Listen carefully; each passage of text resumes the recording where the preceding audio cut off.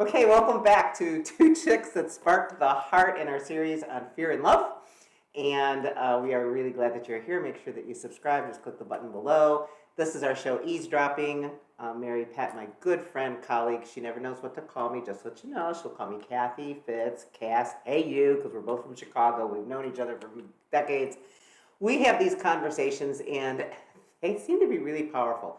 It does not mean that we know everything. It's just our conversations. It's our heart. It's us working our own stuff. And so we want to talk to you first about the two energies. And we were having a discussion on fear and love. And I think all of us get fear. I always think it's great how Carolyn Miss says, we don't have to take a class on how to fear or how to hate. Or how to get triggered or how to, resent something. We do that really, really well. But when it comes to the opposite of that, we're trying to figure out what the word was. And it really was love. Love. Right? Yeah. It was about loving, loving who we are, loving our gifts, our talents, loving the way we express ourselves, how we look, love our bodies, everything. And I would say before you click off this video right now, because we used the L word, stick with us, because love is not romantic. It can be, but love is not romantic. It's not fantasized. It's the real expression of you and your gifts in the world, and what you're willing to take in and what you're willing to offer out. And if anyone needs to know about this, it's those who lead people. And so any of you who are in a business environment, don't you dare tune out, because this is really, really important for you, your teams, how you lead, how you call people to performance and action. It's all wrapped up in love. Yeah. And you know what? We were joking yesterday that we are two chicks that spark the heart, because she sparks mine, I spark hers, we spark leaders spark their leaders, goes on and on and on. But it's really about the energies. Yes. And she was talking about, she's the victim queen of everything. She's just got a lot of knowledge in victimology, victimization, whatever. And it's really about the energy that we bring. And we talked about the courageous energy, the brave energy, the curious energy, the soft-spoken energy, the calm, the mindfulness energy. All of them are energies. And it's like, which side are those on? Yeah. And what was the one word that would describe all those? And I think we said love. Love. Yep. And so, you being the one that really is working deep within organizations, I'm working kind of on the C-suite, and I teach intuitive leadership as well. We wrestled with what would we say so that people wouldn't think, oh, it's the love chicks. What is the word? In fact, put them in the comments. What are the words that you would use to describe this vibration, this energy of love, rather than fear? We know how to do fear. So how do we do love? If we use our Chicago little language here, how you do love? Just like let's go do lunch, let's go do love. How do you do love in the organization? How do you do it in your home? How do you do it in your heart? It's a little bit on what I talk about in my heart-based leadership. She talks about it in Humanized leadership. But I'm just curious, how do you introduce that topic in a one-to-one or in a coaching session? I just use the word. I do, but I do say, okay, so don't tune out. Don't tune out. I'm deliberate. Yes, I did use the L word. I used it on purpose, because love, when you take a look at it, when you de-romanticize it, all right, because it's been co-opted. When you de-romanticize it, it's courage. It's acts of fearlessness in conversation. It is telling the truth. It is telling someone, who is an addict in your life that they can't live with you anymore. And it's out of love. It's out of love. So when you think about tough love, people go, tough love. But tough love is the purest kind of love, because I'm taking an action in love with you and in love with me. So taking the stance, finding your voice. Yeah. Trembling. Being fearless is, that you said yesterday, I think too, rise up. When we are feeling the fear, when we find ourselves in the emotions, I call it the egoic vibration, the egoic energy. There's really only two, I believe, energies within this consciousness. And then again, consciousness is a whole other word of what we would describe was of the energy of all of us together that we share. But we have both love and we've got fear and ego. And how do you navigate it is what we have been trying to figure out. How we navigate it is also something that we teach and want to keep teaching. Yep. And we want you to know that if you are having a hard time, a hard time huffing through the fear and navigating it, reach out. I wrote 3 books on my own personal story, the trilogy Under the Heartbeat series, because I had a tremendous 18 months. I call it the nuclear bombs that kept hitting me and the fear. And that's actually where I was woken up in the middle of the night with a very clear vision of bold love, beautiful wisdom, and brave will. And it didn't make sense to me then because I thought I didn't really feel too beautiful. So I thought, well, you kind of got that one wrong. But as the messages and the energy of love kept coming to me, they said, no, it's about bold love, knowing bold love and how you move forward with that energy versus hooking into and attaching to the fear.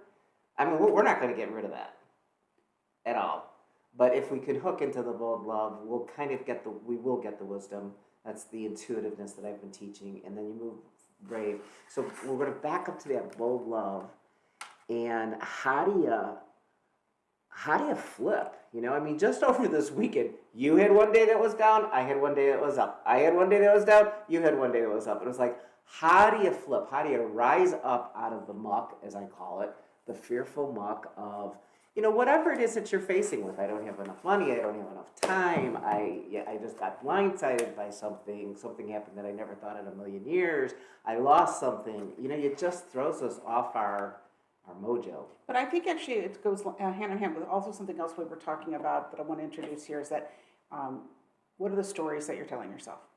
Let's start with that one because that was the other one that was really powerful. Yeah, because if you think about, so we approach our work, it's all going towards the same place. It might be slightly different. I have a series of actions and steps and behaviors that you can take that would allow you to humanize your leadership, which is actually to lead with love. That's what we're talking about. Yeah, right. And so when I go back to the steps and the actions that I teach at the very, very beginning, it's really about emotional regulation. And fear is emotional dysregulation. Yeah, it's emotional dysregulation. Let me describe it. Yeah. So, you know, if you're going to be emotionally intelligent, which is also at the heart of this, and you also are going to be heart-based intelligent, you need to recognize fear when it's presented to you. And it's really, really sneaky because I'm sorry, we're all human beings, and we came here as human beings. Trickster. And one of the things that happen is we get a trickster that comes with us. You know what I call mine? The itty bitty shitty committee. That's right. Itty bitty committee, it's on this itty bitty shitty committee. It sits on this shoulder, it gets very, very big. It's trickster. It brings me into the restaurant, serves me a couple drinks, says sit down, closes the door, and pretty soon I'm consumed in a story. Yes. And I tell that story over and over and over again. And then I call you and I want to tell her the story. The interesting thing about what we have kind of evolved to as friends and colleagues and leaders of leaders is to know that when we retell that story, we're just playing it over again in the neural pathways in our brain. And giving energy. And giving energy it's to like fear. Fertilizing. It's like coming in with hors d'oeuvres with the itty bitty shitty committee and go, okay, I told the story 10 times to people. So now it's stuck. Now because the more you tell it, the more you believe it. Right, because that's exactly what a belief is. Something that you tell yourself over and over and over again. And then you get stuck, and then the gut starts to hurt. And we sense from the gut, we go to the heart, we go to the head. She always says we go from the head to the heart to the gut. We're yin and yang here. So, but I want to what's really, really important about this is that you've been served up all of this ego, fear, and you're now believing it and telling it. But in the retelling of it, because you're retelling it from a place of trigger, from emotional trigger, what I teach in the work I do is that triggers are contagious as the flu.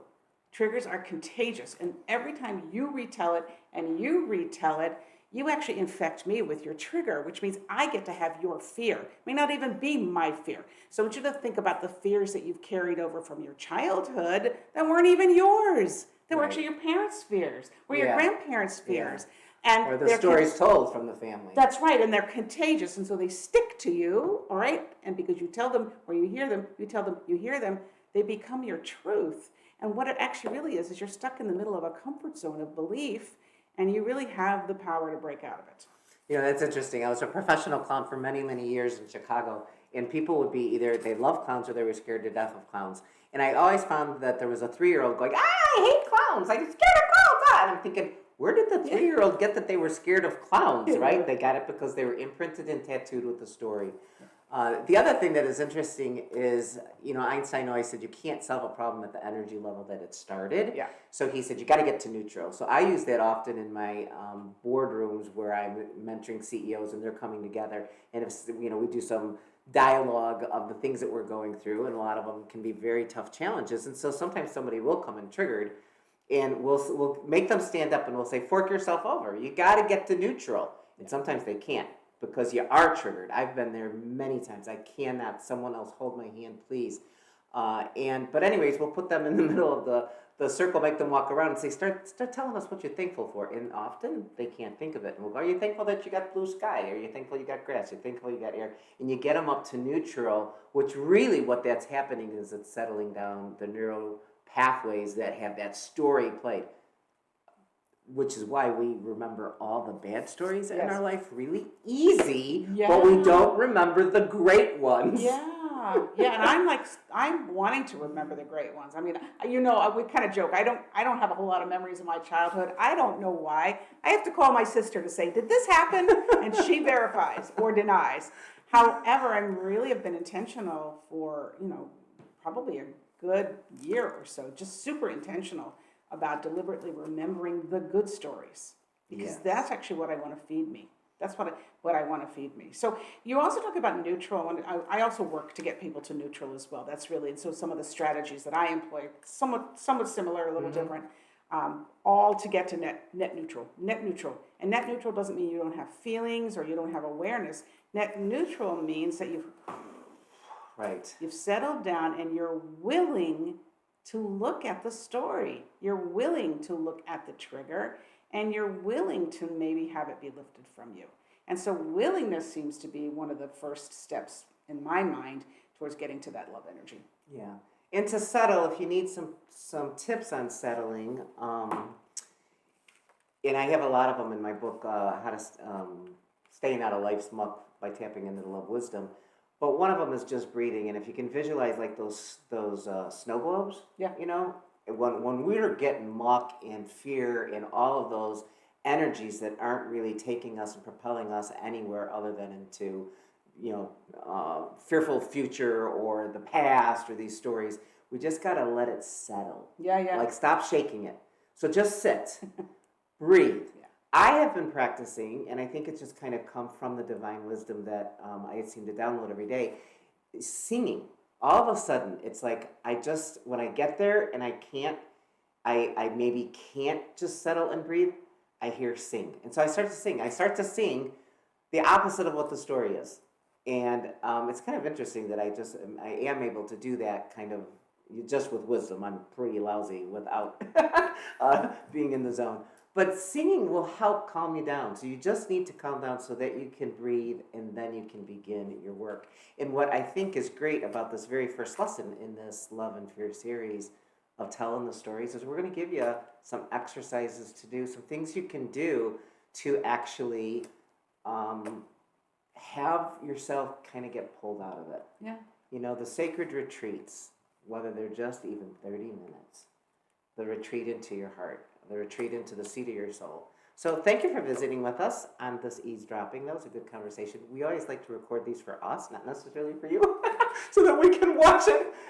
And so if you were going to take an action out of this before we move into our next series, if you were going to take an action out of this, maybe from a place of total neutrality, from a place of total non-judgment, non-self-judgment, no condemnation, really start to question the stories. I mean, just really what about this is true? What about this is mine?